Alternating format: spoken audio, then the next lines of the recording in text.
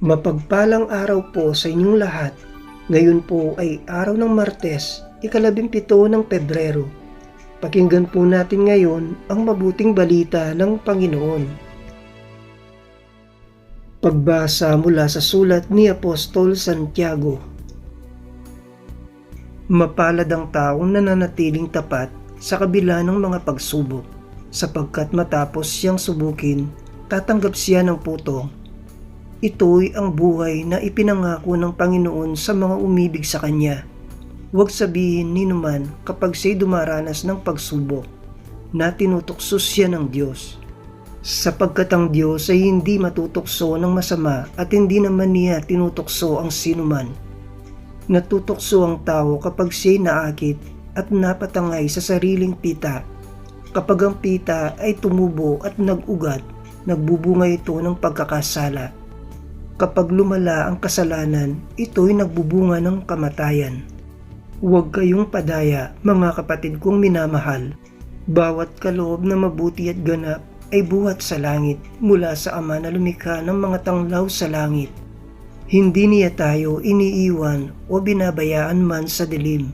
Niloob niyang tayo'y maging anak niya sa pamamagitan ng salita ng katotohanan, upang matangi tayo at maging higit sa lahat ng kanyang mga nilalang. Ang salita ng Diyos. Salamat sa Diyos. Salmong tugunan.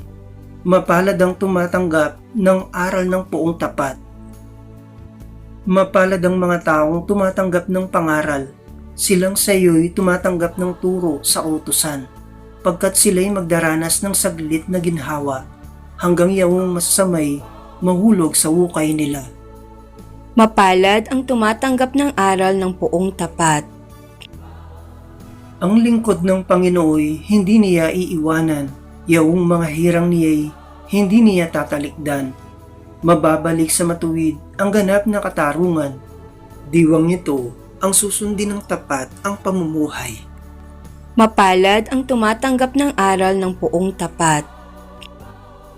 Kapag aking nagunitang ang paa ko'y dumudulas, dahilan sa pag-ibig mo, O Diyos, ako'y tumatatag. Kung ako ay ginugulo ng maraming suliranin, ang wagas na pag-ibig mo ang sa akin umaaliw. Mapalad ang tumatanggap ng aral ng poong tapat. Aleluya, aleluya. Ang sa akin nagmamahal, tutupad sa aking aral. Ang mata ko'y mananahan. Aleluya, aleluya. Ang mabuting balita ng Panginoon ayon kay San Marcos. Noong panahong iyon, nalibutan ng mga alagad na magdala ng tinapay at iisa lang ang kanilang tinapay sa bangka. Kaya ingat kayo. Ilagan ninyo ang lebadura ng mga Pariseo at ang lebadura ni Herodes. Babala ni Jesus sa kanila. Nag-usap-usap ang mga alagad. Wala kasi tayong dalang tinapay, kaya niya sinabi iyon. Alam ito ni Jesus, kaya't sila'y tinanong niya, bakit ninyo pinag-uusapan na kayo'y walang dalang tinapay? Hindi pa ba kayo nakababatid o nakauunawa? Hindi pa ba ito abot ng inyong isip? Wala ba kayong mata? Wala ba kayong tainga?